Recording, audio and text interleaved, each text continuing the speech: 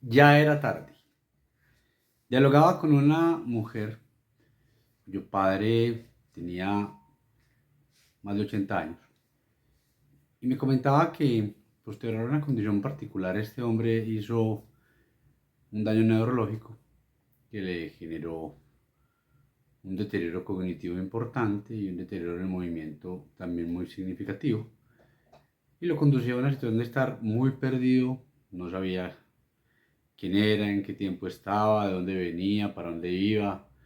No grababa nada del presente, no tenía conciencia del futuro y traía mucho pasado.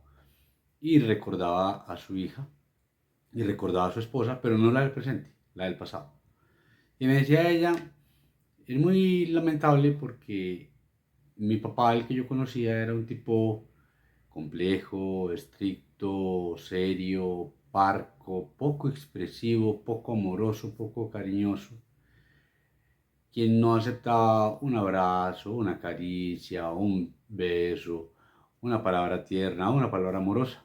Y me decía ella, sin embargo, gracias a ese daño neurológico, pude darle a mi papá lo que nunca pudo recibir durante décadas, porque no se lo permitía.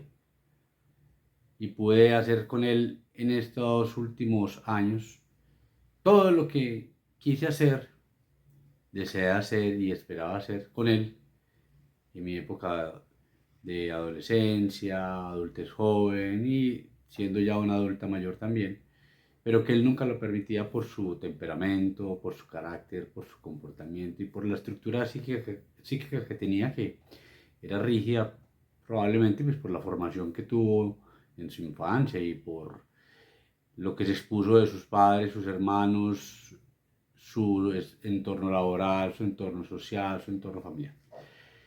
Entonces me decía ella que en esos últimos aproximadamente 2 años pudo desbordarse en sentimientos, en emociones, en muestras de afecto, en muestras de cariño con el papá, hasta que a hoy el hombre ya está en una situación de completa dependencia, completamente postrado, totalmente desconectado y totalmente desentendido. Sin embargo, la forma como esta mujer lo decía con tristeza, con nostalgia, con algo de dolor, porque realmente todo eso que hizo ya era tarde. Y muchos dirán, no hombre, Juan David, nunca es tarde. Y yo particularmente discrepo de ese concepto. Para muchas situaciones sí es tarde. Esperamos el momento perfecto, el tiempo perfecto, el espacio perfecto, el día perfecto, el clima perfecto, la persona perfecta, el estado de ánimo perfecto, la ocasión perfecta. Y somos completamente imperfectos en una sociedad muy imperfecta, en unas familias con muchas imperfecciones, en un mundo imperfecto.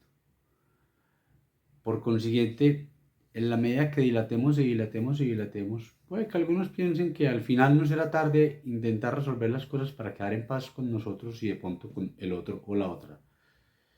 Pero queda un sinsabor particular. Hubo una cantidad de tiempo en el cual lamentablemente no se pudo hacer nada de eso que se deseaba, se aspiraba, se esperaba, se pensaba, por una serie de motivos, muchos de ellos vinculados generalmente al ego, al orgullo, a la soberbia, a la arrogancia. Y ese espacio y ese tiempo, puede ser corto o largo, depende de cada cual, meses, años, décadas, no se podrá ahorrar.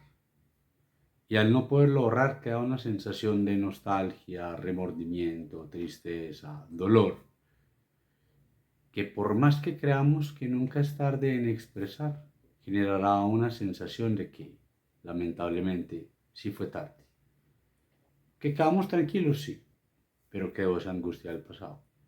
Que quedamos en paz, sí, pero quedó esa incertidumbre del pasado. Que quedamos livianitos a hoy, sí, pero no soltaremos todo el peso del pasado. ¿Por qué esperar? ¿Por qué aguantar? ¿Por qué contener? Lo único real es hoy. Y a esas personas están acá hoy. Las que fueron ya no están, murieron ayer. Las que serán no existen y puede que no existan. Pero las que hoy hay, sí, y se pueden prestar para recibir. La pregunta es, ¿quién debe dar el primer paso? Y la respuesta no va vinculada a un quién, va vinculada a un algo. El primero que logre ser lo suficientemente amoroso y por consiguiente lo suficientemente humilde para arrodillar el ego y dar ese primer paso que permitirá vivir en función del amor incondicional.